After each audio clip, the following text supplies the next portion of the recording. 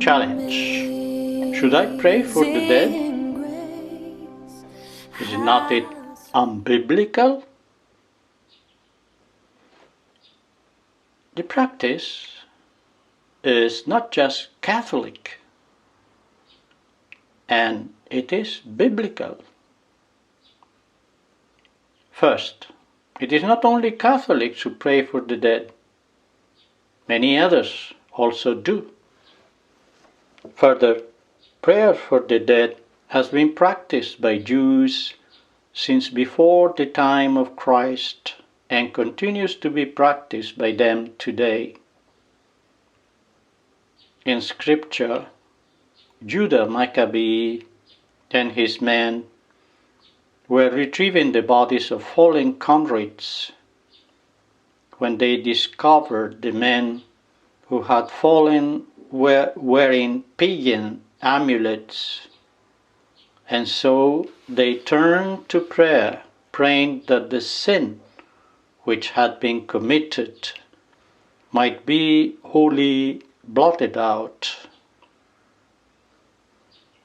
This gives evidence of prayer for the dead among Jews before the time of Christ.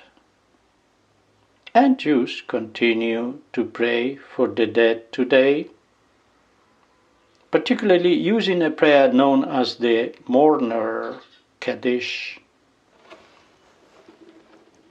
The New Testament also contains a plausible instance of prayer for the dead. After praying for the household of a man named Onesiphorus, St. Paul goes on to pray, "May the Lord grant him to find mercy from the Lord on that day." St. Paul twice mentions the household of Onesiphorus, but does not greet him with the rest of his household, and speaks of him only in the past tense. Many scholars have concluded that Onesiphorus had passed away, and thus Paul was praying for the departed. The Protestant apologist C.S. Lewis writes, "Of course I pray for the dead. The action is so spontaneous, so all but inevitable, that only the most compulsive theological case against it would deter me. At our age, the majority of those we love best are dead. What sort of interaction with God could I have if what I love best were unmentionable to Him?" It is a natural human impulse to pray for loved ones, even when they have passed from this life.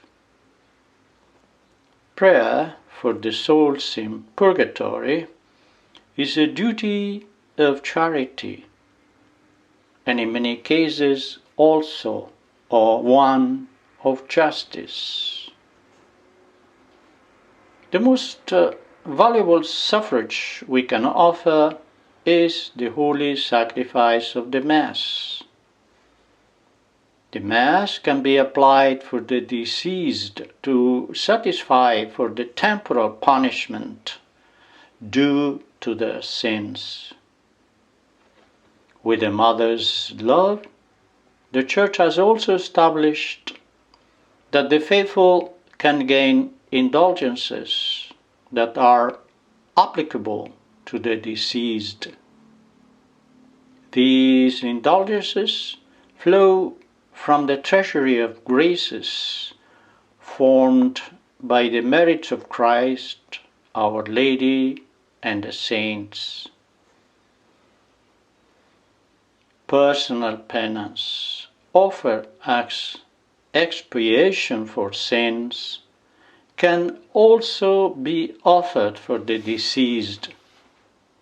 Our hope that God will heed our prayers, our suffrages, and our penance on behalf of the souls in purgatory stems from the certainty that all who are united to Christ form a single body in Him. We ask Our Lady, a gate of paradise, to open the gates of heaven for those who have left us, and that someday we may be all reunited there forever.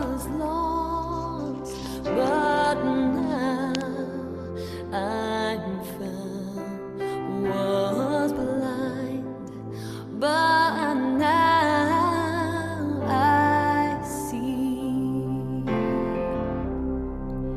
'Twas grace that taught my